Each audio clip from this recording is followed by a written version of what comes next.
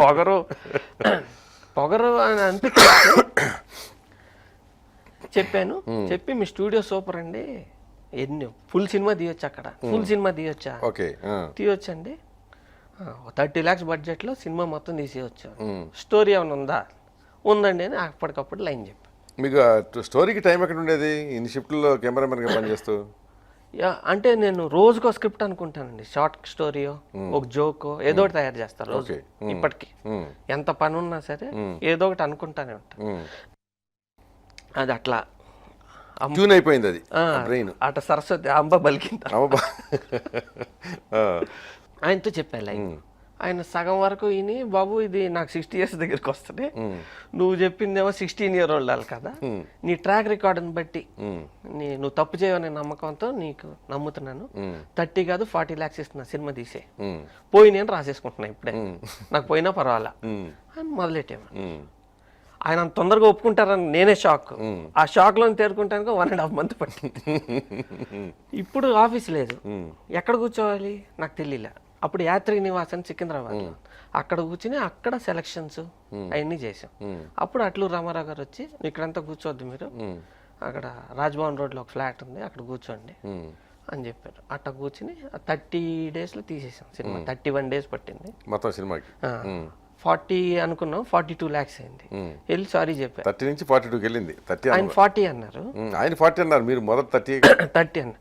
40 opening రోజున రామారావు గారు వచ్చి చెప్పారు, 40 అన్న ఫిక్స్ అవ్వద్దన్నారు చైర్మన్ గారు, నువ్వు ఎంతైనా సరే పర్వాలా, సినిమా మాత్రం సూపర్ హిట్ది అని అన్నారు. లేదండి 40 అన్నాను కదా, 40లోనే తీస్తాను అని చెప్పి 40, 42 అయింది. వెళ్ళి సారీ చెప్పారు, 2 lakhs ఓవర్ బడ్జెట్ అయింది సార్, కొంచెం సారీ అండి. లేదు సినిమా బాగా వచ్చింది కానీ పర్లేదా, రిలీజ్ అయింది, అసలు స్మాష్ చేసింది, స్మాష్ హిట్ అనమాట. హిట్ అయినాక ఆయన అన్న మాట ఒకటి బాగుంది, ఆయనకి డబ్బులు వచ్చినాయి మీకు డబ్బులు వచ్చినాయి, కానీ 10వ తరగతిలో ప్రేమించుకోవచ్చు జనానికి తెలిసి వచ్చింది. 10వ తరగతి ఉందండి, మా తాతలు ముత్తాతలు కానీ 14 ఏళ్ళకే పెళ్లి చేసేవాళ్ళు కదా, 7 ఏళ్ళు 8 ఏళ్ళకి కూడా పెళ్లి చేయడం వేరు, ప్రేమించుకోవడం వేరు. ప్రేమ అనేది ఒక్కొక్కరి కెమిస్ట్రీని బట్టి ఒక్కొక్క ఏజ్లో పుడుతుందండి. కొంతమందికి 20 ఏళ్ళు 60 ఏళ్ళు వచ్చినా పుట్టదు, ఆ ప్రేమ వేరు. కొంతమంది మీరు చెప్పే ప్రేమలు పుట్టడం వేరు. ప్రేమించడం అంటే ఏంటి నా ఉద్దేశంలోనా, నేను అదే అడుగుతున్నా. అట్రాక్షన్ ఏనండి, most of it is attraction. అంతే, ఆ ఏజ్లో బాడీలో ఉన్న కెమికల్స్ వల్ల వచ్చే అట్రాక్షన్, బాడీస్ మధ్య ఆకర్షణ, అంతే. ఆ వయసులో అంతే కదా, ఆ వయసులో. మీది చిత్రం సినిమాలో ఆ క్యారెక్టర్లకు ఉన్న ఏజ్ ప్రకారం 2 శరీరాల మధ్య ఆకర్షణ తప్పితే, అవును, లవ్ కాదు దాంట్లో లవ్ ఏముంది, కాదు లవ్ కాదు, అక్కడెక్కడ చెప్పలేదుగా ప్రేమ పవిత్రమైంది గొప్పది అది, నేను ఎప్పుడు చెప్పలేదు. బాడీలో అట్రాక్షన్ దీనివల్ల కదా 60 ఏళ్ళు వచ్చే వాళ్ళు కూడా కొంతమందికి ప్రేమ పుట్టదని. పుట్టదు. మీకు రెండు క్యారెక్టర్లు ఉంటాయి, జడ పదార్థాలు కొంతమంది ఉంటారు, అది వేరు.